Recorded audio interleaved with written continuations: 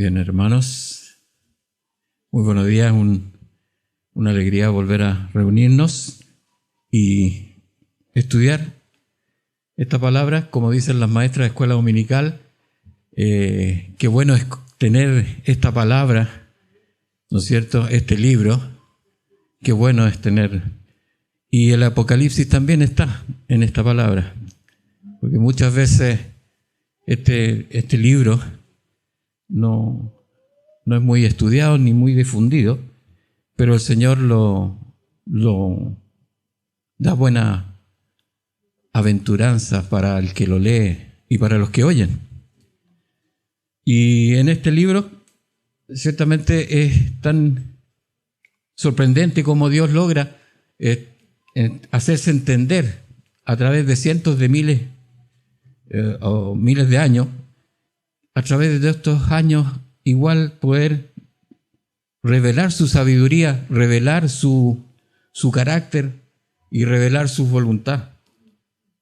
Y este libro sí sigue siendo tan interesante, importante, porque este Dios eterno, infinito, se hace entender a nosotros que somos débiles y que somos pecadores. Y este Dios grande, omnisciente, omnipresente, que está aquí, que está ahora con nosotros, pero también está en otros lugares y aquí y en otras iglesias también, en otros lugares también, ahora. Es como que nosotros pudiéramos decir, mira, yo puedo vivir mi vejez y mi niñez en un mismo tiempo. Para eso, para nosotros es imposible. Nosotros debemos vivir primero nuestra niñez y cada día tiene su propio afán. Pero para nuestro Dios, que es tan omnisciente, omnipresente, Él vive aquí y ahora y en todo lugar.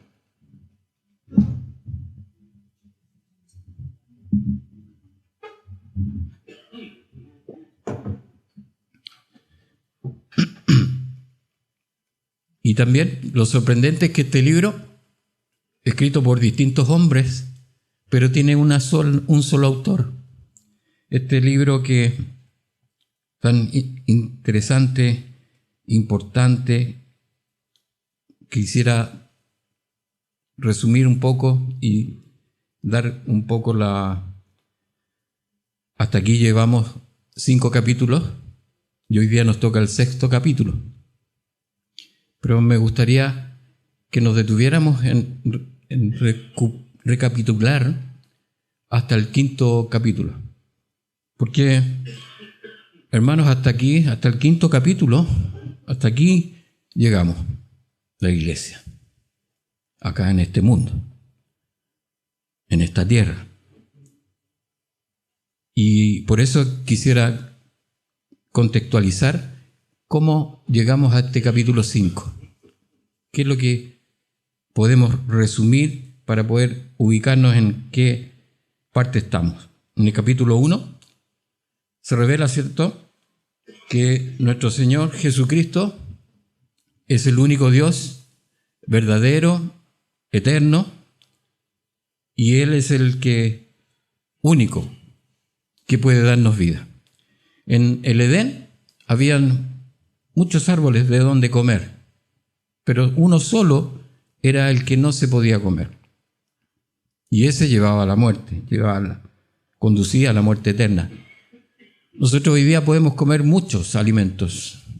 Hay mucha variedad de alimentos, pero hay un solo alimento que nos da vida. Hay un solo alimento que es el pan del cielo. Es el pan de nuestro Señor Jesucristo.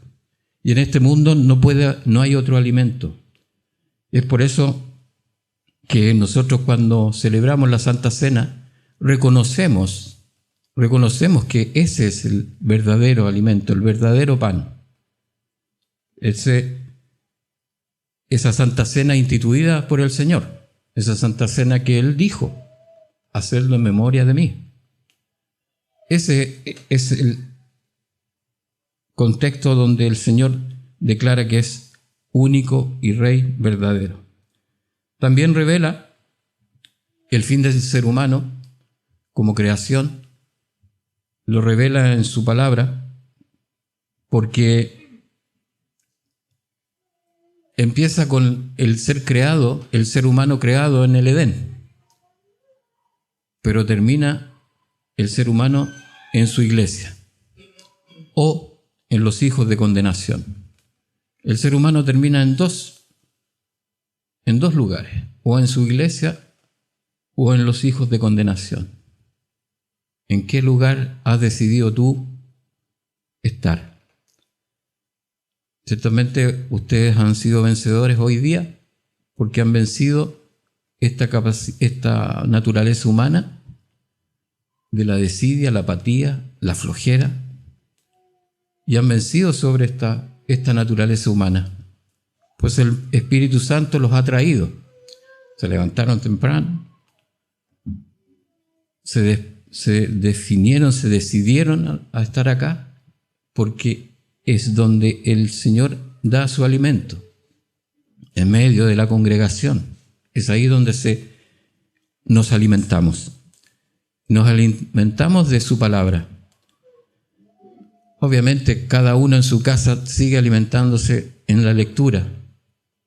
Cada día, cada uno nos alimentamos con este alimento que es el Señor Jesucristo, que está a través de su palabra.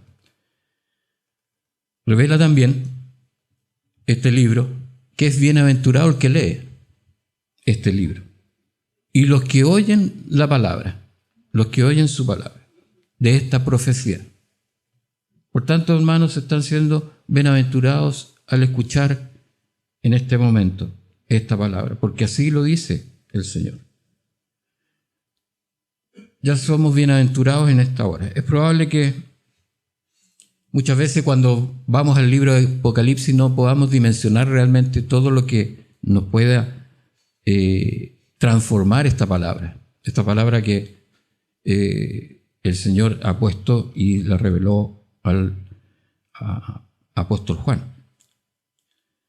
¿Y por qué es tan importante? Porque si no queremos estar estancados espiritualmente, debemos seguir creciendo espiritualmente. Esta palabra, toda la palabra del Señor nos hace crecer. Por lo tanto, en el momento que dejamos de alimentarnos, de leer la palabra del Señor, dejamos de crecer. Y si dejamos de crecer, obviamente, no es que nos quedemos ahí estancados solamente, sino que también empezamos automáticamente a decrecer. Porque en el fondo no estar estando apegado a Dios, no estando pegado al Señor, es un tipo de empezar a apartarse lentamente y alejarse. Por eso nos mantiene la lectura, la oración, el compartir con los hermanos, nos mantiene creciéndonos, nos retroalimentamos entre nosotros. Porque muchas veces nuestros hermanos nos edifican. A mí me edifican muchos hermanos cuando me cuentan experiencias cómo han sobrellevado situaciones. Y me edifican a mí. Y yo de alguna otra manera también en otras cosas también los edifico. Porque no todos podemos tener las mismas vivencias. Y las vivencias son innumerables.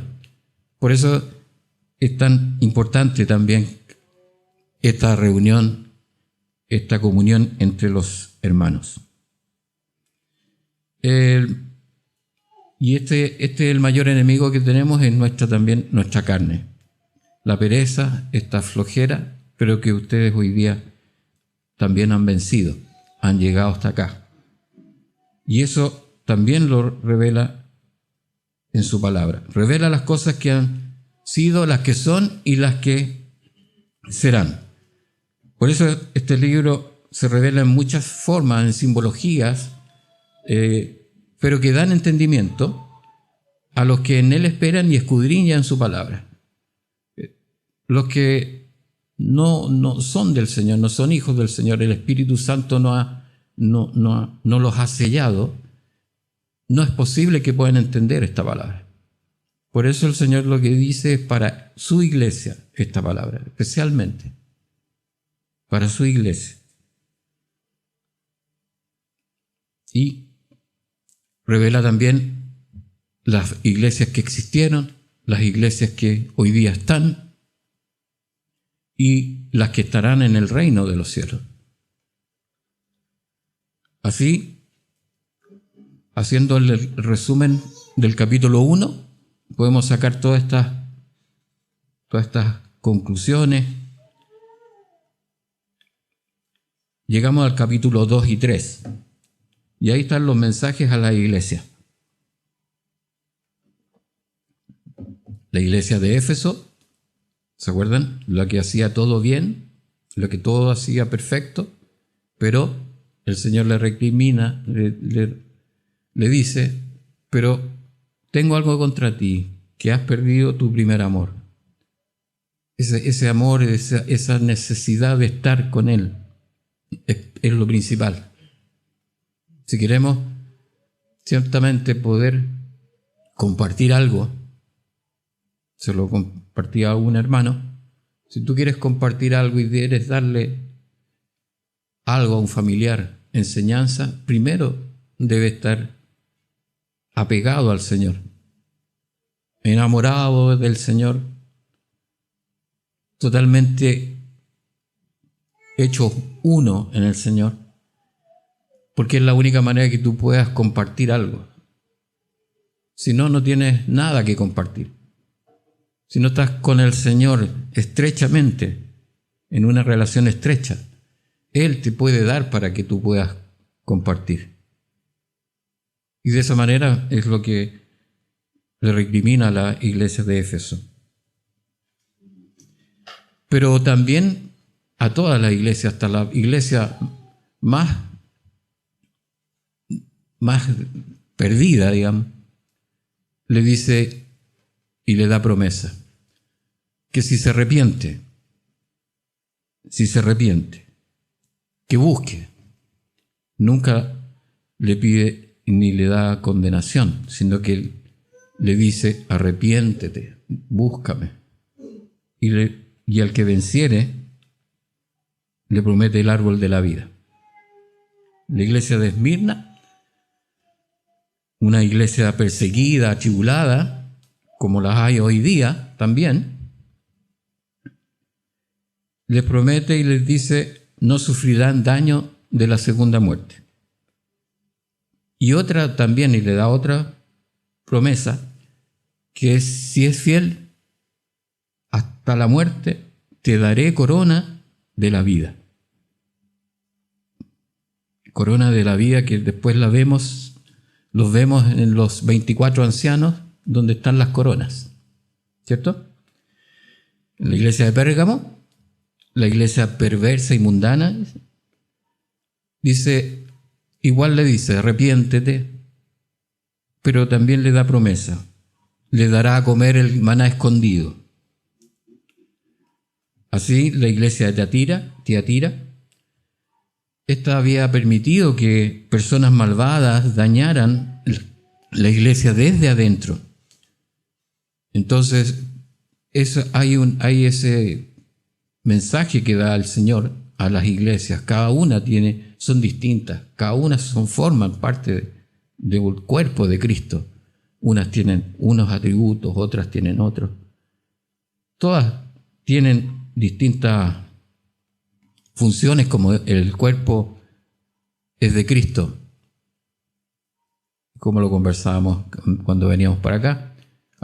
Uno es un ojo, el otro es un oído, etc. No todos hacemos la misma función. Pero aquí, a Tiatira, el Señor le dice que se arrepiente, igual, y le dará la estrella de la mañana. Así, la iglesia de Sardis, que tiene nombre de que vive y está muerta, dice. Dice una iglesia que está viva, que ella dice que está viva, Hay muchas iglesias hoy día que dicen estar vivas, que son mega iglesias, que son tremendamente aceptadas en el mundo. Y escuchaba al pastor de esa iglesia que no podía decir, y le preguntaba qué pasa con el LGBT. Y ese pastor no podía decir y dar una respuesta concluyente. No lo condenaba, pero tampoco lo aprobaba, pero era más o menos así. Entonces, ¿qué pasa en esas iglesias? ¿Está el Espíritu Santo o no está el Espíritu Santo? ¿Qué pasa en esas iglesias cuando el pastor no es concluyente en temas tan mundanos que el mundo quiere que sean aprobados? Y quieren que sea aprobado por la iglesia. ¿Por qué tanta lucha para que, si ellos quieren hacer sus cosas, por qué buscan aprobar y contaminar la iglesia? Y aquí, esta iglesia dice estar viva y está muerta. Esta iglesia se aparta de la palabra del Señor, predica sus propios pensamientos, predica su manera de pensar, como estos pastores que dicen, mira, hay ideas, pero en la entrevista ni una palabra de la palabra, ni una palabra de esta palabra, solo palabras de ellos. Pero también el Señor le dice así todo, arrepiéntete. El Señor es tremendamente misericordioso. Arrepiéntete. Y le promete que si venciere, será vestido de vestiduras blancas. Y no borraré su nombre del libro de la vida. Y confesaré su nombre delante de mi Padre y delante de sus ángeles.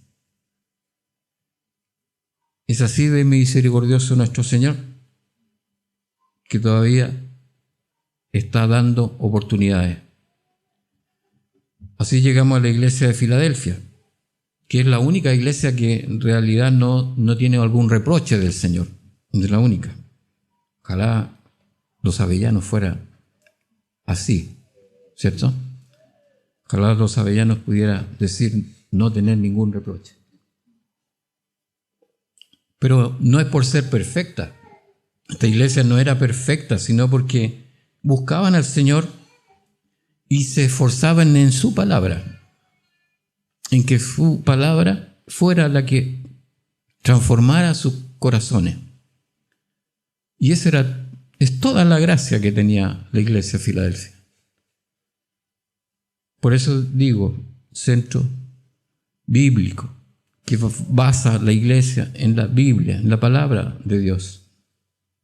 Eso es una importante mensaje a esta iglesia. ¿Por qué? Porque solamente está basada en su palabra. Como decía hermano Cristian, no hay revelación, no hay que Dios me dijo esto, que Dios dijo, acá está toda la revelación del Señor. Aquí está completa, infalible. Está definida por años, escrita por distintos hombres. Pero Él es el único autor. Y esta iglesia de Filadelfia también le dice, al que venciere, yo lo haré columna en el templo de mi Dios, y nunca más saldré de allí, y escribiré sobre él el nombre de mi Dios, y el nombre de la ciudad de mi Dios, la nueva Jerusalén, la cual desciende del cielo de mi Dios, y mi nombre nuevo.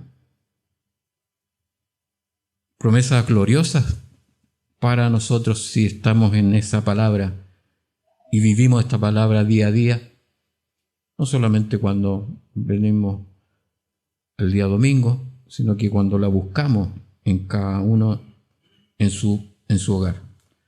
Y llegamos a la iglesia de la Odisea, la iglesia del último tiempo. Esta iglesia decía, yo soy rico y me he enriquecido y de ninguna cosa tengo necesidad. Volvemos a compararla con las iglesias de hoy en día, que son las mega iglesias, ¿no es cierto? Escenarios espectaculares, prácticamente son estadios techados, pero ellas dicen que son ricas y no tengo necesidad. Pero el Señor le dice, no sabes que tú eres un desventurado, miserable, pobre, ciego y desnudo.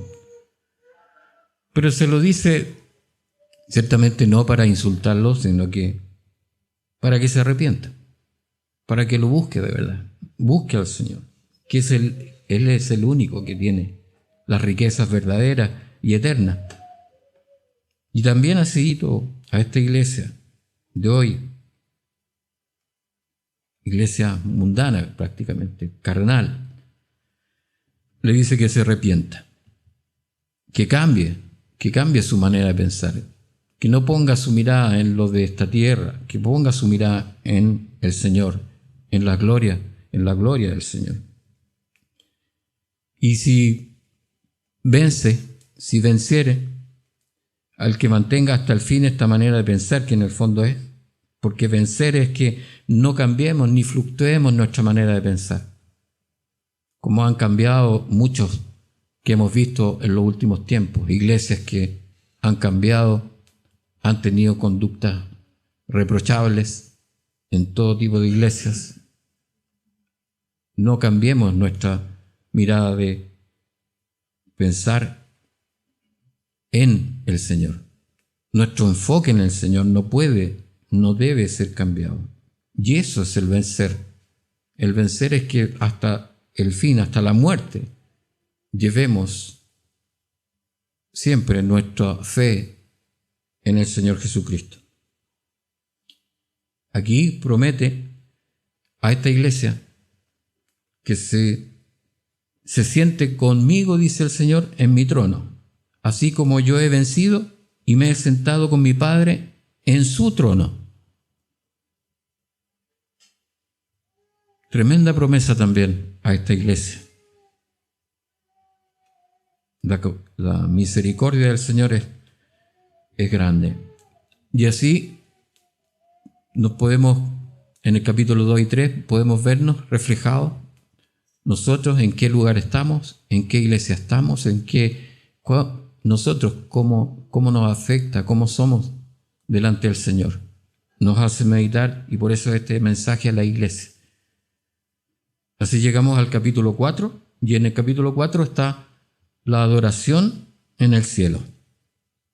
La adoración en el cielo es un culto imaginen, hermanos, cómo debe ser, no me lo puedo imaginar, creo que es limitado y que ciertamente lo que yo me puedo imaginar es muy limitado.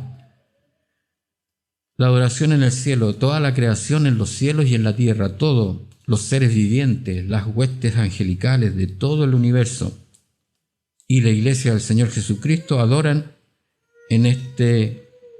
al trono que está aquí establecido por la eternidad. Y nosotros estaremos en ese culto de oración. Nosotros estaremos en ese tremendo culto de oración que aquí en el capítulo 4 define. Porque define a las iglesias. Después de dar el mensaje a las iglesias, nosotros estaremos ahí. Apocalipsis 4:11 dice: Señor, digno eres de recibir la gloria y la honra y el poder, porque tú creaste todas las cosas y por tu voluntad existen y fueron creadas.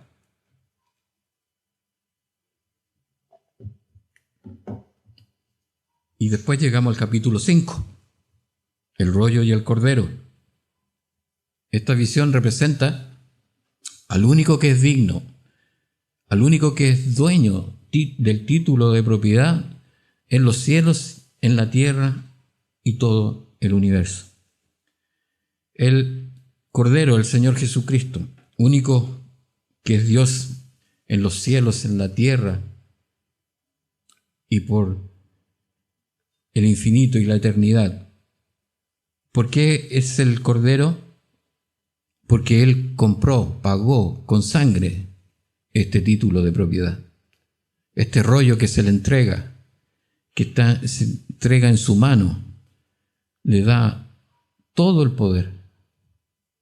El que está sentado en el trono le entrega todo el poder, toda la autoridad, toda la propiedad a este Cordero. ¿Y por qué? Porque Él es único, digno. En los cielos, como Dios, y en la tierra, como ser humano. Único, digno, en los cielos y en la tierra. Porque con su sangre compró este título de propiedad. Entonces, resumiendo aún más, para poder comprender estos 5 capítulos, el capítulo 1, el Señor Jesucristo se revela como el uno en el Padre, reinando sobre su iglesia. Son las cosas que has visto, dice el Señor. En el capítulo 2 y 3, las cartas dirigidas a la iglesia, las cosas que son las iglesias y creyentes al día de hoy. Capítulo 4 y 5, la adoración en el cielo y el rollo y el cordero. Estas son las cosas que serán para su iglesia.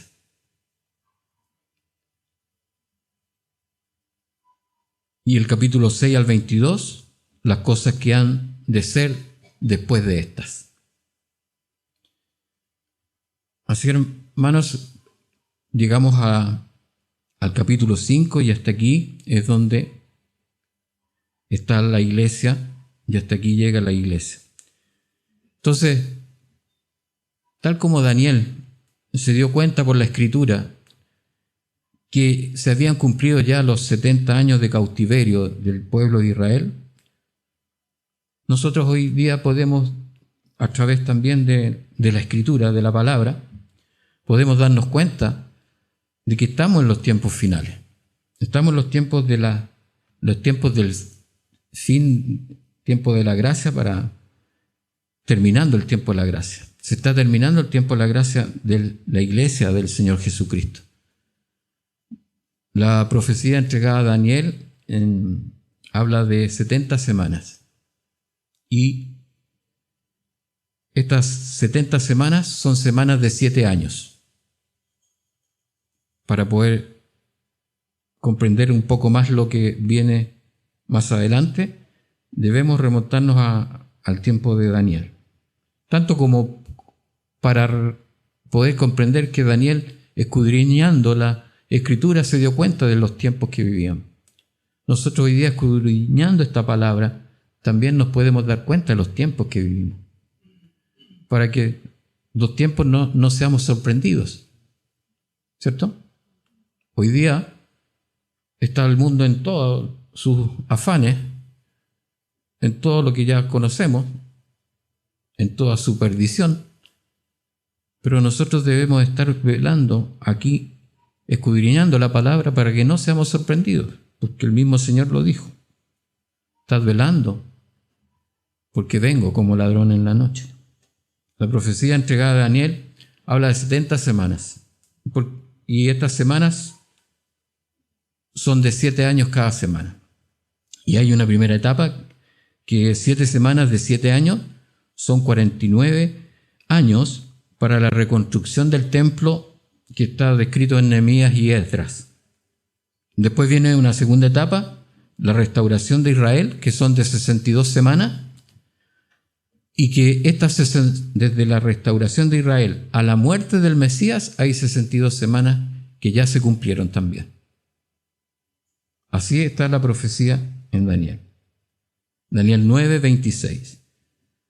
Y después de las 62 semanas se quitará la vida al Mesías, mas no por sí, y el pueblo de un príncipe que ha de venir destruirá la ciudad y el santuario, y su fin será con inundación, y hasta el fin de la guerra durarán las devastaciones. Hasta aquí van 69 semanas. Por tanto, hay una semana que falta para cumplir la semana 70. ¿Cierto? Esta semana todavía no se cumple, está pendiente. Pero al momento de la muerte del Señor en la cruz, En ese momento se hace la pausa profética que dice Daniel, que dice, se quitará la vida al Mesías. Cuando se le quita la vida al Mesías, se hace una pausa profética para salvar a los judíos de ese tiempo, pero también cumplir la Escritura. A lo suyo vino y no le recibieron. Recordemos que al momento de la muerte del Señor Jesucristo en la cruz, se produjo un gran terremoto, oscuridad, gran oscuridad, y el velo del templo se rajó, indicando que la presencia del Señor, la presencia de Dios, ya no estaba en Israel. Cuando se rajó el velo, salió la presencia del Señor, de Dios. En ese momento, Israel muere espiritualmente, pero nace su iglesia, con los primeros judíos de ese tiempo, que son los que componen la iglesia primitiva. ¿Por qué es tan importante definir esto? Porque estos son tiempos. ¿En cuándo muere Israel espiritualmente? Cuando el Señor Jesucristo fue muerto en la cruz. Sale la presencia de Dios del templo. Y en el año 70, el Imperio Romano destruye Jerusalén y su templo. Y en ese momento muere Israel como nación. Ya había muerto como espiritualmente Israel. Siempre cuando se muere espiritualmente primero, la muerte física es posterior. La muerte viene cuando no hay vida espiritual. Nosotros vivimos y vamos a tener vida eterna por la gracia de Cristo. Pero ellos murieron como nación y murieron espiritualmente en estos años. Y cuando muere Israel, comienza la predicación del Evangelio del Señor Jesucristo. ¿Y esto?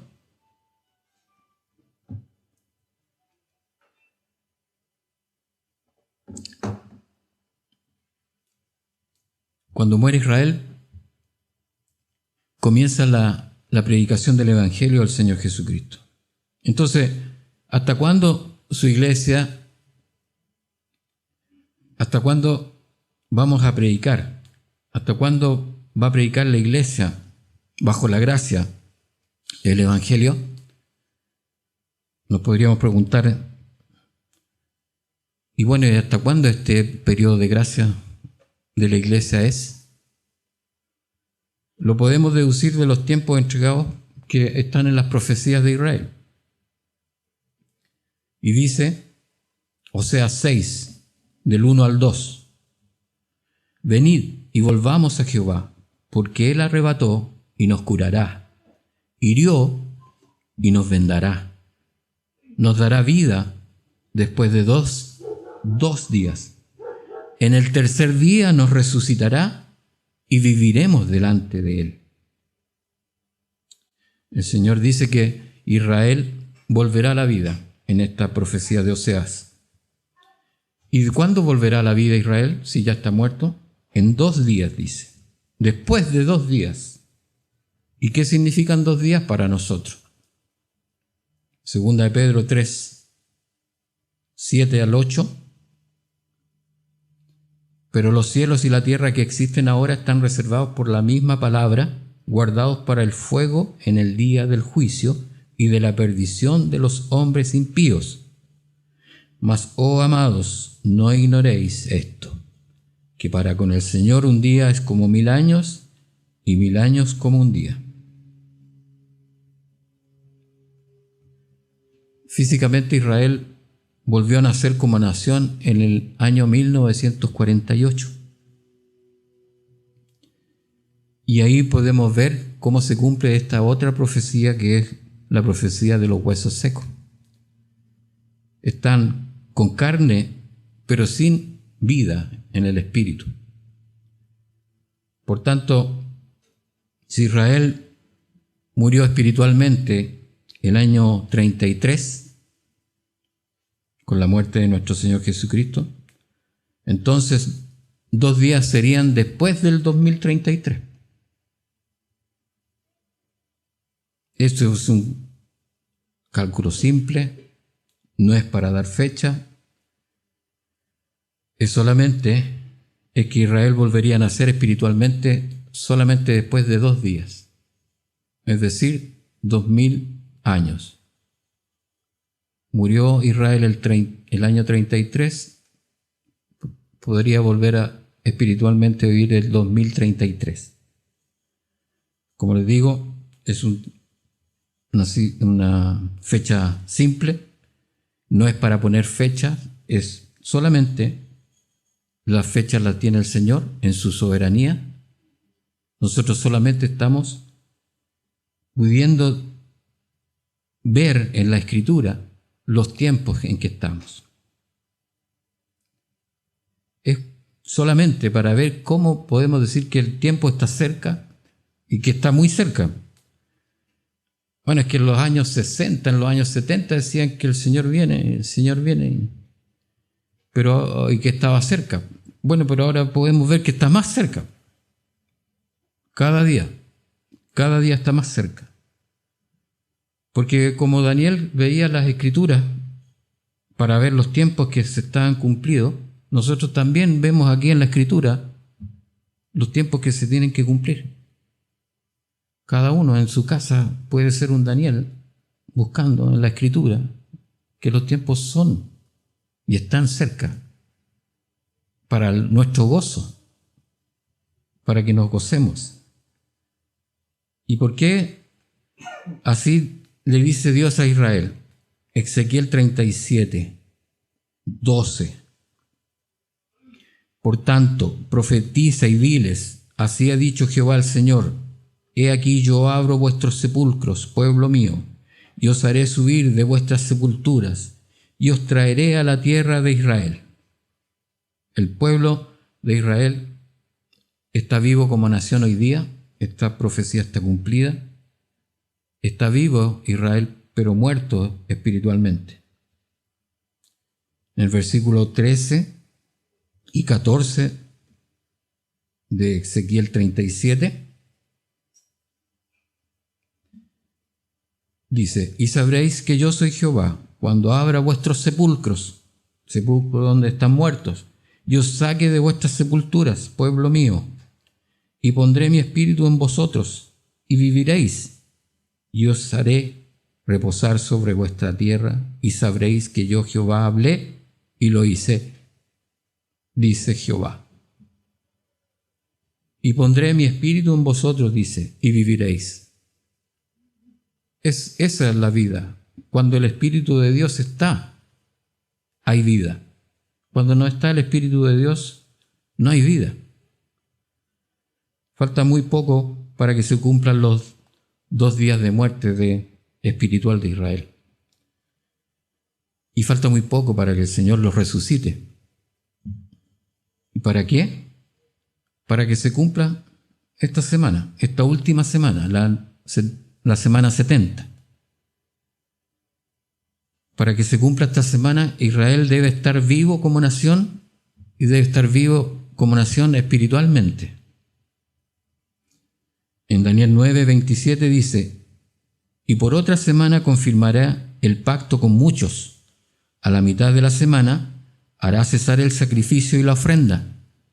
Después, con la muchedumbre de las abominaciones, vendrá el desolador, hasta que venga la consumación y lo que está determinado se derrame sobre el desolador.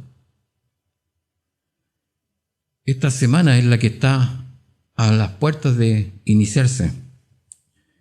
Cuando Israel esté vivo espiritualmente, Podrían ser 10 años más. Pero para este pacto entre Israel y el anticristo, también debe ser manifiesto el anticristo.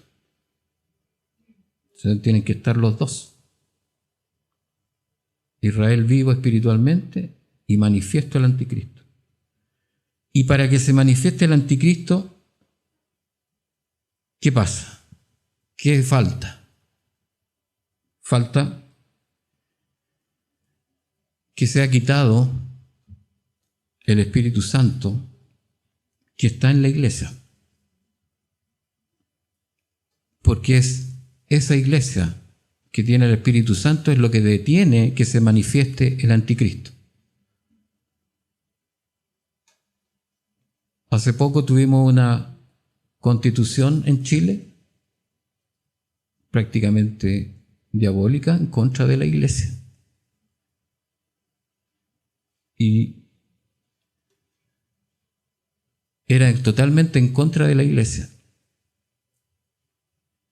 ¿Y qué detuvo eso? La oración de la iglesia. ¿Qué detuvo que esta constitución en Chile se promulgara en contra de la iglesia? Solamente la oración que el Espíritu Santo está en medio de su iglesia. En 2 de Tesalonicenses 2:7 dice: porque ya está en acción el misterio de la iniquidad, solo que hay quien al presente lo detiene, hasta que él, a su vez, sea quitado de en medio. El Espíritu Santo que está en medio de su iglesia, él debe ser quitado con su iglesia. 8. Y entonces se manifestará aquel inicuo, a quien el Señor matará con el espíritu de su boca y destruirá con el resplandor de su venida. Entonces, resumiendo aún más para nuestra comprensión, Jesucristo se revela como uno en el Padre, reinando sobre toda la creación, en los cielos, en la tierra, bajo la tierra, todo. Y la iglesia y los seres vivientes y los ángeles le alaban en un culto celestial de millones de millones. Llegamos al capítulo 5, se le entrega el rollo con los 7 sellos al Cordero que ha comprado con su sangre la totalidad de lo creado. Entonces, hermanos, llegamos a 2 lugares en el capítulo 5. En los cielos, el Padre, el Hijo y el Espíritu Santo con su iglesia, con los seres vivientes, con las huestes angelicales celestiales. Con el Cordero en su mano, el rollo con los 7 sellos. ¿Y qué pasa en la tierra? En la tierra vemos a Israel resucitada, firmando un pacto con el anticristo. Hasta aquí la iglesia llega. Hasta aquí la iglesia está descrita en la palabra de Apocalipsis. Así llegamos a la lectura bíblica de hoy, en Apocalipsis 6, los sellos que son en el versículo 1 y 2, que dicen: vi cuando el Cordero abrió uno de los sellos, y oí a uno de los 4 seres vivientes decir como con voz de trueno: ven y mira. Y miré, y aquí un caballo blanco, y el que lo montaba tenía un arco, y le fue dada una corona, y salió venciendo para vencer. Podemos establecer una visión futurista de esta palabra al compararla con Mateo 24, versículo 5, que al establecer un falso Cristo, el Señor lo dice. Mateo 24, del 4 al 5, señales antes del fin. Respondiendo Jesús les dijo: mirad que nadie os engañe, porque vendrán muchos en mi nombre, diciendo: yo soy el Cristo, y a muchos engañarán. El Señor en el Monte de los Olivos aquí establece esto como las señales antes del fin. Se lo dice a sus discípulos. ¿Y por qué un caballo blanco y el jinete que lo monta parece un tipo de Cristo? Pero es falso. El Señor vinculó el tiempo del comienzo de la tribulación, lo vinculó con la presencia engañosa de los falsos cristos. El tiempo del primer sello marca el inicio del tiempo de la tribulación y concuerda con el comienzo de la última semana de Daniel, que se iniciará con la firma de este pacto que está entre el anticristo e Israel apóstata. A este tiempo primero de la tribulación, Cristo lo llamó el principio de dolores. Esto es solo el principio. El Señor lo pone en Mateo 24. El jinete del primer sello tiene claramente en color blanco, tiene un aspecto de santidad, un aspecto de pureza, y que eso permite engañar a muchos, porque mezcla, y como toda mentira, mezcla algo de verdad con la mentira. El mismo Satanás se viste de ángel de luz. Y también se describe que este jinete porta un arco sin flechas, ni aljaba donde guardar las flechas, donde llevarlas. Esto quiere decir que sus conquistas no se dan por la fuerza, sino con astucia. Ni siquiera con inteligencia, creo. Porque el Señor habla de que Satanás es astuto. Porque la inteligencia nos puede llevar a la sabiduría y esos son atributos de Dios. Muchas veces nosotros actuamos con inteligencia para comprender cosas, pero no tenemos la sabiduría para hacer otras. En cambio, este anticristo, usando la astucia como lo usó en el Edén, seguramente va a conquistar también a muchas, anunciando que puede conquistar una paz y para dar la seguridad. Y es algo que él no puede dar, ya que la paz solamente la puede dar el Señor. Y serán presas fáciles los crédulos, los simples, los que no entienden, van a caer fácil que en esta promesa que él hace. Y la promesa no la puede cumplir porque la palabra dice que no hay paz para el impío. El mundo no puede tener paz si no es por medio de Jesucristo. Otra cosa que podemos observar también es que el jinete es poseedor de una corona que es propia del triunfador. Pero dice que le fue dada, es decir, fue entregada sobrenaturalmente. Un poder se lo entregó. Claro, con facultades de autoridad para gobernar sobre gentes y naciones, y mucha gente. O sea, podemos concluir que en este pasaje coincide totalmente con el sermón profético del Señor Jesucristo, que identifica la persona del anticristo que aparecerá en la historia humana, haciendo y promoviendo un programa de paz y seguridad. ¿Lo han escuchado eso? ¿Cierto? ¿Se escucha en el mundo ya? Un programa de paz y seguridad. Y esto alcanzará grandes logros sobre las naciones. Todas estas victorias, pequeñas victorias, entregadas por este Satanás. Y dice después en el tercer y cuarto: cuando abrió el segundo sello, oí al segundo ser viviente que decía: ven y mira. Y salió otro caballo, Bermejo, y el que lo montaba le fue dado poder de quitar de la tierra la paz y que se matasen unos a otros. Y se le dio una gran espada. Aquí también el Señor lo dijo en Mateo 24, 6 y 7. Y oiréis de guerras y rumores de guerras. Mirad que no os turbéis, porque es necesario que todo esto acontezca, pero aún no es el fin. En el 7a dice, porque se levantará nación contra nación y reino contra reino.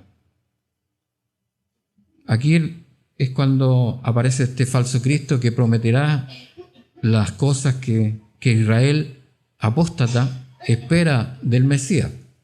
Por eso les va a creer, Israel va a creerle. ¿Por qué? Porque Israel espera un reino en el sentido que pueda extender su territorio y su expansión terrenalmente. Israel siempre terrenalmente, pensando también en lo otro que es la paz y la seguridad. También es otra que le ofrece este anticristo a Israel. Y le promete también protección para el ejercicio de su religión, respetarle su templo. Entonces, una vez firmado este pacto de paz, pensando que todos ya alcanzaron la paz y que se pudo lograr alcanzar la paz, algo tremendamente fabuloso para los hombres, sin considerar a Dios en ninguna de estas cosas, lejos de Dios, se confían en esto pensando que habían logrado la paz. Entonces, en esos momentos Dios permitirá la acción de este jinete que quitará la paz del mundo. Por eso el Señor dice, oiréis de guerras y rumores de guerras, pero aún no es el fin. Las guerras y conflictos siempre han estado, son continuos en la humanidad. La violencia desatada, la falta de afecto fraternal que vemos hoy día, los niños convertidos en delincuentes que vemos en nuestro país, es la consecuencia natural de no considerar a Dios en su vida. ¿Qué podemos esperar si no consideran a Dios en nada? Entonces tenemos hoy día delincuencia. ¿Cuáles son los ídolos de estos niños delincuentes? El ropero, el auto, drogas, alcohol, sexo, etc. Esos son sus ídolos, esos son su... ¿Y qué genera eso? Lo que tenemos hoy día. Esto es la consecuencia natural de no tomar en cuenta a Dios. Y siempre ha sido así.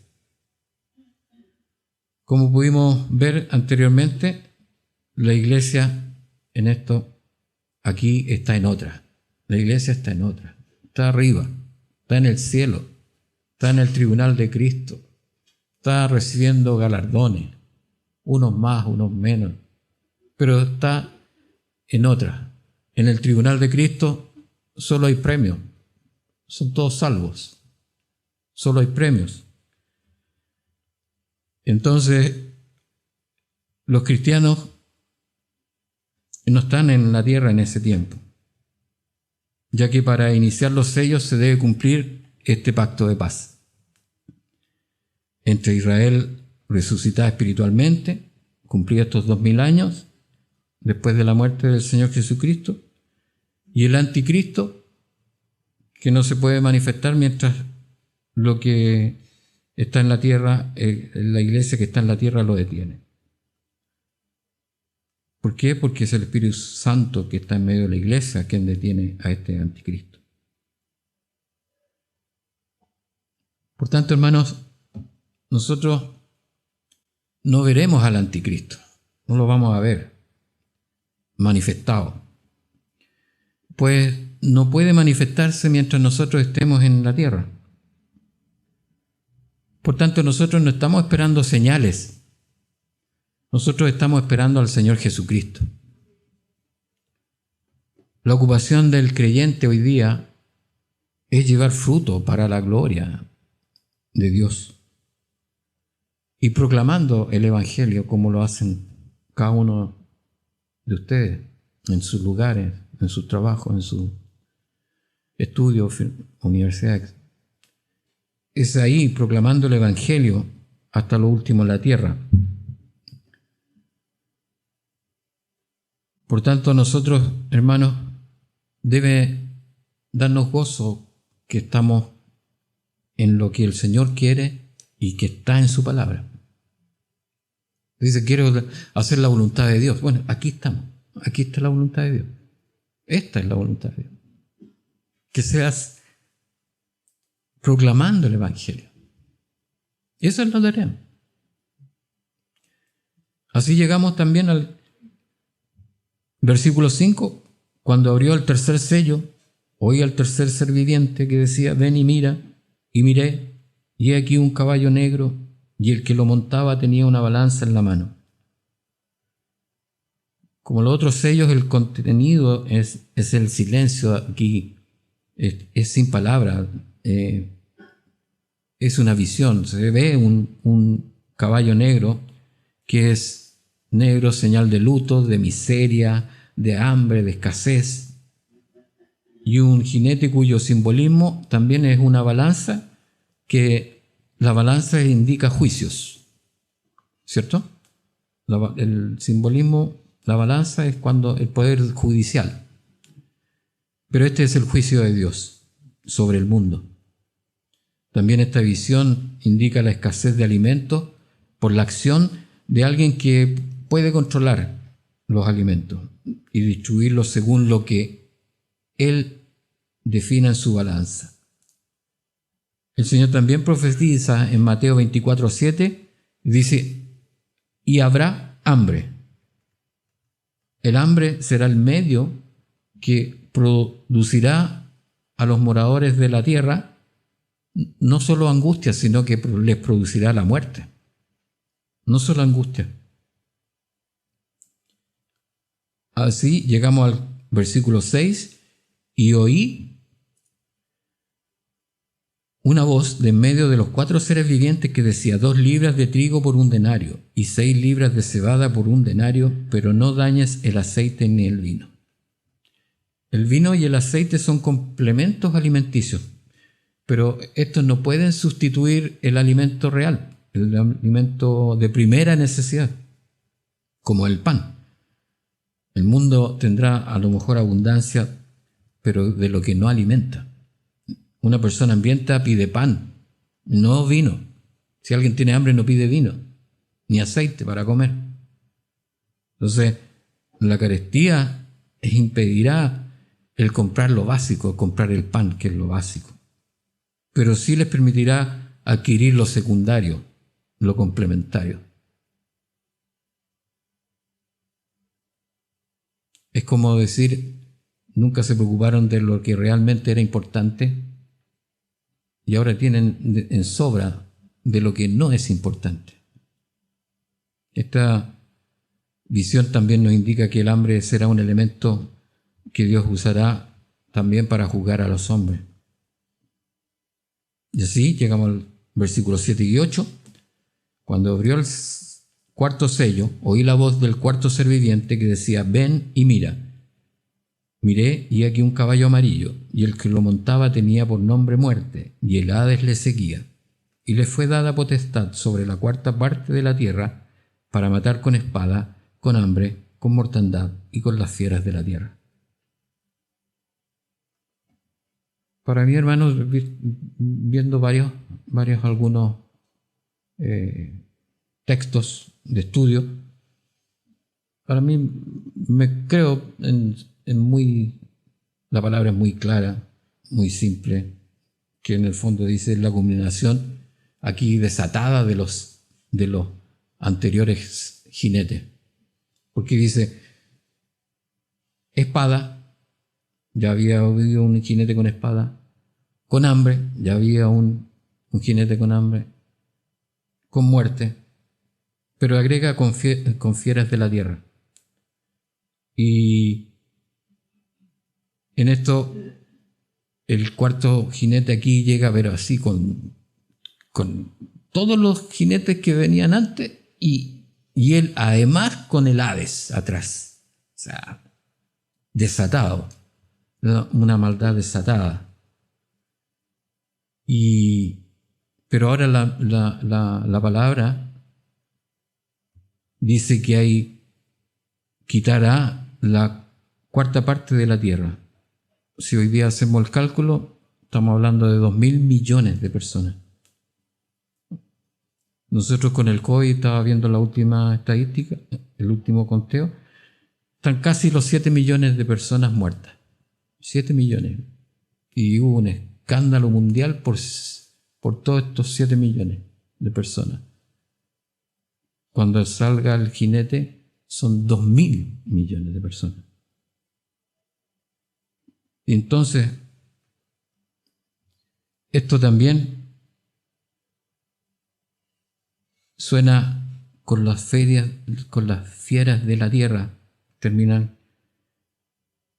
¿Y qué significará? Hay algunos que le dan tintes de fieras de la tierra, como hay cosas demoníacas, etcétera, etcétera, pero el Señor lo dice en Ezequiel 5, 16 al 17. Cuando arrojé yo sobre ellos las perniciosas saetas del hambre, que serán para destrucción, las cuales enviaré para destruirlos. Entonces aumentaré el hambre sobre vosotros, y quebrantaré entre vosotros el sustento del pan. Enviaré pues sobre vosotros hambre, y bestias feroces que te destruyan, y pestilencia, y sangre pasarán por en medio de ti. Y enviaré sobre ti espada. Yo Jehová he hablado. Y en Jeremías 15:3 dice, y enviaré sobre ellos 4 géneros de castigo, dice Jehová, espada para matar y perros para despedazar, y aves del cielo y bestias de la tierra para devorar y destruir. Así, la palabra del Señor se explica con la misma palabra del Señor. Podemos, hermanos, estudiar esta palabra, pero no para temer, pues mucha gente teme por este libro, no para temer. Los que deben temer son los impíos. Nosotros debemos ver aquí la mano misericordiosa de Dios que nos rescata, nos rescató y nos tiene preparado habitaciones celestiales. Hermano, si hay alguno que esté preocupado por un crédito hipotecario, espérese un poco. Si ya no queda nada. Si hay alguno que está preocupado de un tema bancario, hermano, eso lo puede hacer el impío. Déjeselo al impío. Nuestra misión es decirle al impío, vuélvete al Señor. Nosotros podemos gozarnos. Esta palabra es para que nosotros, la iglesia, nos gocemos. Pero podamos ver que el Señor, por tanto tiempo, ha soportado a estos seres humanos y que vez tras vez se resisten. Y cada vez tras vez el Señor los llama a arrepentirse y no se arrepienten. Como las plagas de Egipto. Las plagas de Egipto era para que dejaran y adoraran al Señor verdadero y no se convirtieron. Por tanto, el fuego eterno, no van los que quieren ir al fuego eterno. Y eso será por la eternidad. Por tanto, nadie podrá decir en la eternidad, pobres aquellos que se fueron al fuego eterno. Porque Dios, en su misericordia, vez tras vez, llama a que se arrepientan, que busquen a Dios. Y ellos prefirieron, y ellos quisieron dejar a Dios. Por tanto, por la eternidad hay fuego eterno para aquellos, porque ellos así lo quisieron. Nadie va a poder decir que ellos no quisieron estar ahí. Por el tiempo, hermanos, vamos a dejarlo hasta acá. Este capítulo que en realidad yo estaba desarrollando por capítulo cada, pero quedaron algunos capítulos más que espero, si Dios quiere, el Señor lo permite, podamos desarrollar en la otra prédica. Animémonos, hermanos, con esta palabra, gocémonos. Es para que nos gocemos, es para que veamos nuestro destino, que podemos estar confiados en este Dios que cumple lo que Él dice. Y si a nosotros nos dice que estaremos allá, estaremos allá. Porque a los que les dice que no se arrepienten estarán castigados, el castigo llegará. Lo crean o no lo crean. Oramos, hermanos. Jehová de los ejércitos, Padre amado, Padre de nuestro Señor Jesucristo, te damos gracias por tu Hijo. Te alabamos, Padre, porque en Él tenemos salvación eterna. Gracias, Padre, porque tú te revelas la verdad, revelas, Señor, las cosas grandes y maravillosas. Pues tú, Señor, no tienes principio ni fin como nosotros, mas nos haces entender tus palabras. Nosotros que somos finitos, limitados, pecadores, podamos comprender las maravillosas obras que no tienen principio ni fin. Que tú, Señor, no nos cabe en la cabeza poder dimensionar que tú no tienes principio, que tú no tienes fin, que nos cabe en nuestra mente las maravillas que tú tienes preparadas para nosotros. Por eso te alabamos, Padre, te damos gracias, porque tú eres lleno de misericordia para con nosotros. Y aquí alabamos tu nombre, en el nombre de nuestro Señor Jesucristo. Amén. Amén. Bendiciones, hermano.